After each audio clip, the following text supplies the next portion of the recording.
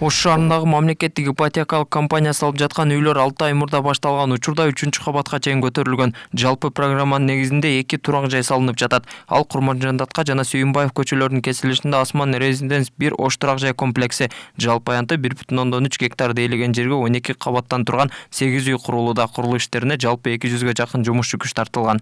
8 блоктон башталган. 2 блогубуз 3-чү этажга чыгып калды.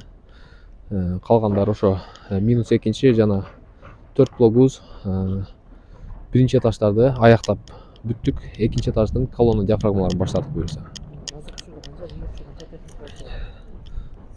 Осман 1де азыркы учурда 150ге жакын балдар жумуш иштейт. Бул жакта 2 автокран иштейт. Осман 2де болсо экскаваторлор бар, погрузчиктер бар, шахмандар бар.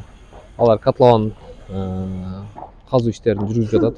Бүгүн аталган курулуштун жүрүшү менен Жогорку Кеңештин депутаттары жеринде таанышты эл өкүлдөрү курулуш тездик менен бүткөрүлүп жатканын белгилешти. Ошол эле учурда сапатында тыкыр көзөмөлгө алууга чакырды.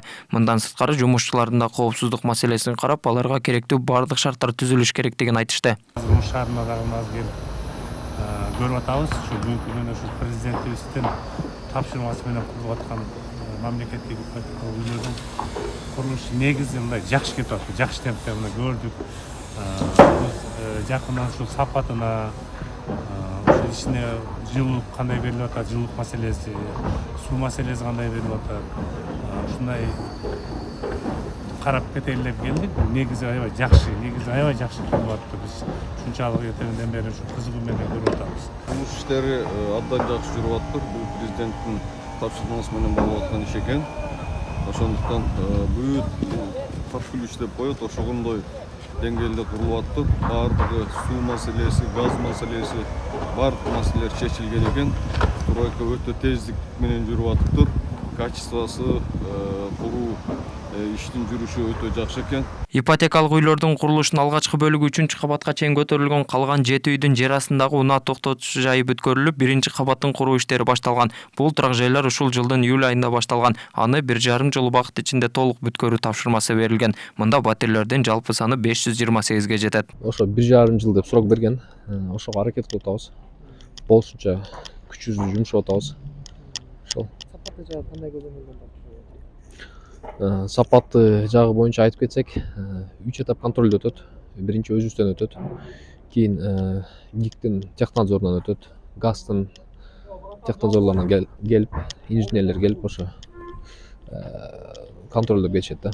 Өлкө боюнча мамлекеттик ипотека алуу үчүн 38 000 адам кезекте турат. Алар үчүн ипотекалык негизде 42 000 батир курулууда. Алдыда 2200ге жакын үй бүлө батир менен камсыздалат. Алар электрондук кезекте тургандар жана үлүштүк курулушка арыз бергендер. Батирлерди алууда мугалимдер жана дарыгерлер үчүн жеңилдиктер каралып, чарчы метри $650–750 25 жылга берилмекчи. 23-жылы биринчи жолу мамлекеттик ипотекалык компания өзү курулуш иштерин баштаган. Буюрса декабрдын 10-на чейин уже биринчи объектилердин берилиши башталат. Кудайым буюрса. Ошол эле мезгилде азыркы сурооңузга калай үлүш менен деген бул очередте тургандардын бүгүнкү күндө алган квартиралары ошол электрон очередте кандай келип аткан болсо, мына ошол таризди алат.